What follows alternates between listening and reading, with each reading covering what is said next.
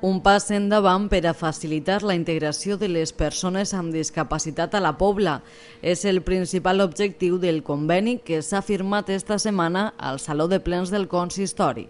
Els firmants, l'Ajuntament de la Pobla i el Centre Especial d'Ocupació Integrat, un organisme que dedica el seu treball a l'orientació i integració dins el mercat laboral de les persones amb discapacitats. Nosaltres donem treball a les persones amb discapacitat i aquesta discapacitat nosaltres el que fem és captar les seues minusvalies, les seues carències, millor dit, i orientar-los a una feina en la qual aquesta discapacitat no se nota.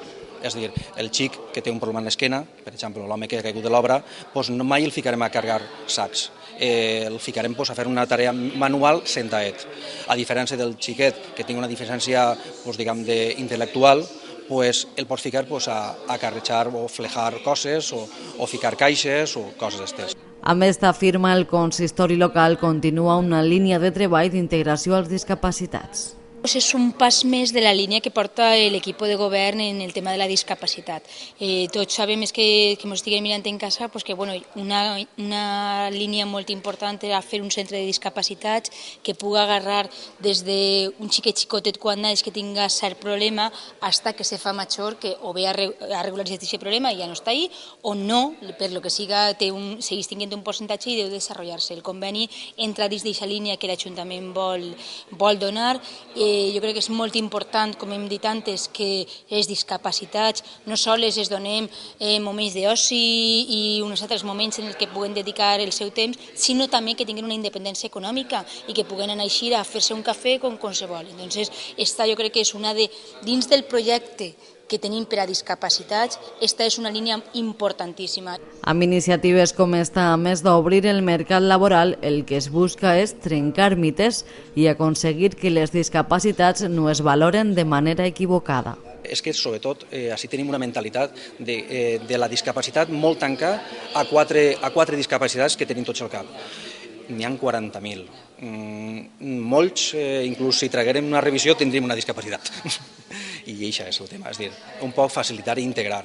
Veiem que és un col·lectiu que està molt desfavorit i que inclús els mitjans de premsa, les televisions estan donant un apoyo, però aquest apoyo no cala.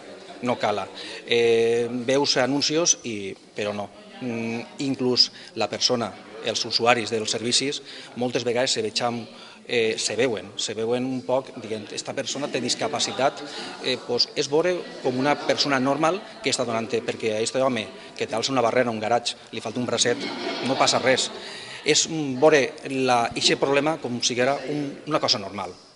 Una normalitat a la que es pot anar arribant en convenis com el que s'ha firmat este dimarts. Entre els assistents també el regidor de Sanitat Manuel Barceló i la regidora Sara Montañana. També el representant de l'Associació de Discapacitats de la Pobla, qui veu molt important donar un pas com este. Nosaltres lluitem per la integració en tots els aspectes i un d'ells, i crec que molt important, és l'aspecte laboral, i això forma part de la integració laboral de les persones amb discapacitat del municipi i dels voltants. Este conveni es materialitza amb la creació d'un centre de treball al municipi, un centre que treballarà conjuntament amb diferents empreses de la zona per tal de fomentar l'ocupació i trencar idees equivocades. Una iniciativa pionera a la zona que situa la localitat com a referent dins l'àmbit de la integració.